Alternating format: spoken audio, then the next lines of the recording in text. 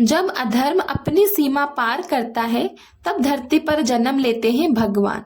मथुरा की एक अंधेरी रात में शुरू हुई थी एक ऐसी दिव्य लीला जो युगों युगों तक याद रखी जाएगी।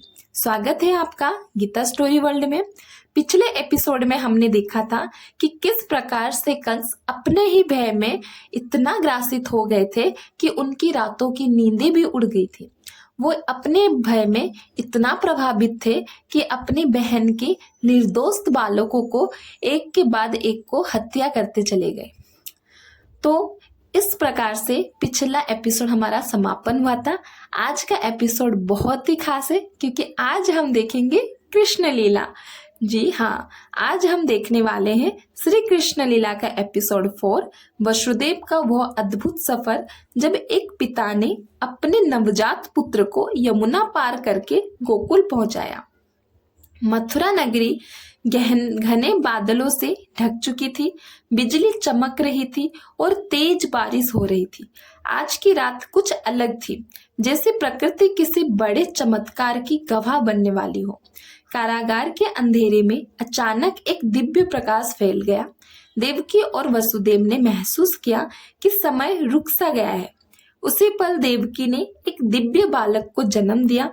बालक के मुंह पर शांति और आंखों में अनंत ब्रह्मांड की चमक थी। बालक ने अपने चतुर्भुज विष्णु रूप धारण किया। शंख, चक्र, गदा और पद्म के साथ भगवान ने अपनी असली पहचान दर्शाई। भगवान बोले, वसुदेव, मुझे तुरंत गोकुल ले जाओ, वहां जन्मी कन्या को लेकर वापस आ जाना। अगले ही पल था दिव्य रूप एक सामान्य शिशु में बदल गया। लीला का आरंभ हो चुका था। जैसे ही वसुदेव ने कृष्णा जी को उठाया, उनकी जंजीरें अपने आप टूट गई। बंधन खुद से ही समर्पित हो गए। कारागार के बाहरी दरवाजे बिना किसी स्पर्श के खुल गए। पहरेदार गहरी नींद में सो रहे थे। वसुदेव ने कृष्णा को एक टोकरी में रखा, कपड़े से ढककर और अपने सर पर उठा लिया। तेज बारिश के बीच वसुदेव धीरे धीरे कारागार से बाहर निकले। हर कदम ईश्वर की कृपा से सुरक्षित था। यमुना नदी अपने पूरे वेग में थी। पानी गरज रहा था, जैसे सफर को चुनौती दे रहा हो। वसुदेव ने बिना डरे यमुना में कदम रखा और कृष्ण को ऊपर उठाए आगे बढ़ने लगे।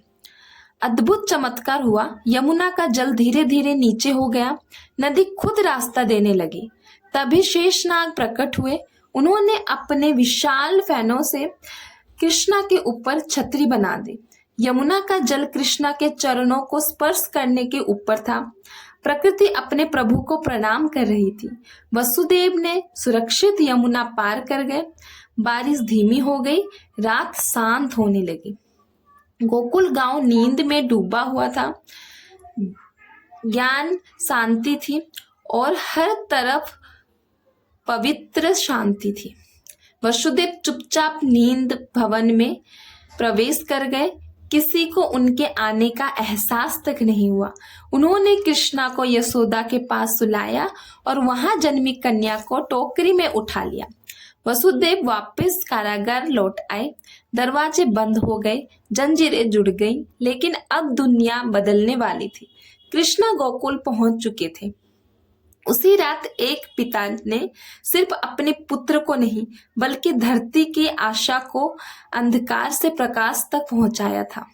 अगर आपको श्री कृष्णा की यह दिव्य लीला पसंद आई हो तो वीडियो को लाइक करें। चैनल गीता स्टोरी वर्ल्ड को सब्सक्राइब करना बिल्कुल ना भूलें।